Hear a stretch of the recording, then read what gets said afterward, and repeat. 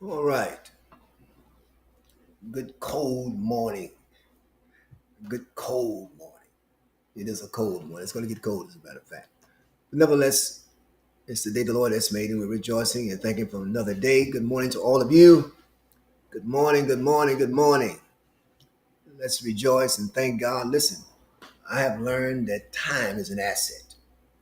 And when God gives you time, wake up in the morning, thank Him, because you don't have to have time. And I say to myself, and I say to you, there's always somebody that has a worse situation. Trust when I tell you. So let's be grateful. Let's be grateful. All right, it's a cold Friday morning here in the city of St. Louis, and it's going to get colder. So we're buckling down and getting ready. But it's that time of year. It's winter time, So it's that season. That's what it is. When seasons come, we have to adjust based upon the season. I was teaching, I think, a few weeks ago. Sometimes we stay too long in a season, too long. You know when that shift is taking place and adjust accordingly. Sometimes it's hard to do. So let's go with the 8 daily habits. Excuse me, to build uh, your mental strength. You're gonna need it. All right. So here we go. Let's go number 4. Talking about building mental strength. Number 1, this is huge. Think outside the box. All of us have predispositions. As a pastor, 30 years of pastoring, you bring to the table when you first start traditions that perhaps were part of the Reformation, were part of. And it's not a bad thing, but some of those uh, thoughts or patterns were not conducive for trends and obviously uh, generation wise. So you have to shift, change. Uh, and so we all have boxes. We all have some kind of box. But we're talking about changing our mindset will become stronger in terms of our thinking. So the writer says mentally strong people forge their own paths. Sometimes you need to be creative and think outside the box to reach your goals. To get out of your comfort zone or take an unfamiliar route, what is essential is that you are solution oriented and see problems as opportunities. That's major, man. Mentally strong people, hear me today, forge their own paths. When I was reading this and thinking, listen to me, you're going to always have somebody that's going to oppose or perhaps think differently about what you are believing God for. It's going to happen. Jesus had it. We're going to have it. But here's the point. You got to look at your life and say, okay, this is not a problem. This is an opportunity. This is an opportunity for me to um, see something I've never seen before. Hello, somebody. Do something that I've never done before. I am the first one in my family. My cousin got a college degree. I'm probably the second. But here's the other piece. From a success standpoint, and of course, God gets the glory. In my family, in my bloodline, I am viewed as successful. Now, that obviously comes with a price.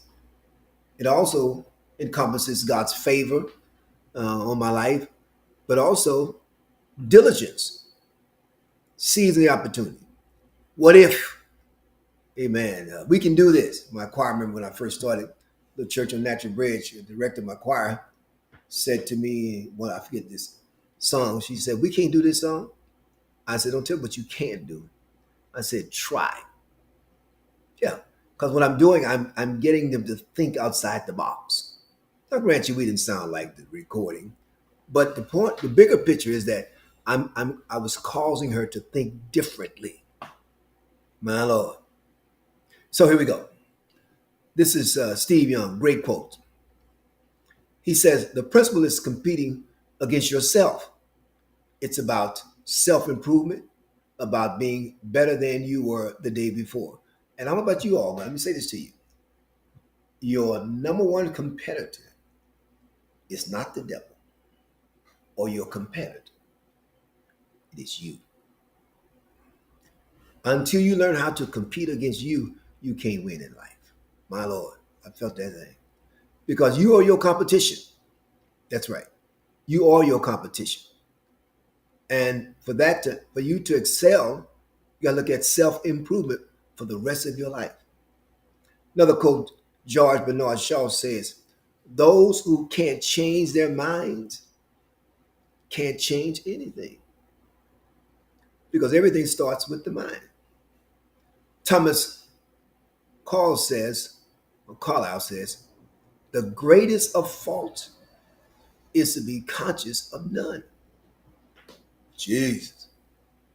The greatest of faults is to be conscious of none. Man, I could spend a day on that right there. You can't fix what you're not conscious of, or what you fail to address, or what you won't address. And people want other folk to be the conduit of change for their lives. No, it starts with you first. Now, this right here, this quote here by Stephen Hawking, he says, the greatest enemy of knowledge is not ignorance. It is the illusion of knowledge. That's heavy, man. The greatest enemy of knowledge is not ignorance. It is the illusion of knowledge. It's when you fail to realize what you don't know. That person is a danger to your organization. When they fail to realize that they don't know what they don't know. That's why you got to be a student and study, research, read. A lot of folk writing books, or reading the books. You gotta read, man. Your mind is a muscle. And guess what? Muscles shrink when you don't use them. All right, that's it for today. So we are having the month of January with 100 Soul Winter Drive for the month of January. I'm inviting you to come be a part of our ministry. Come to the house of the Lord, obviously. We had some guests that came last Sunday, and we're inviting you again to come this Sunday. We're doing 100 souls. 100 souls. We believe in God for 100 souls for the month of January. We certainly need people to get saved. Jesus is coming back. We don't talk about it, but he's coming back. We're called to be soul winners, make you fishers of men. That's what he said. It's a lot going on, brothers and sisters. We got to get these souls saved before Jesus comes back. All right, y'all be blessed. Sharpen your mind. All right. Think outside the box. Be blessed.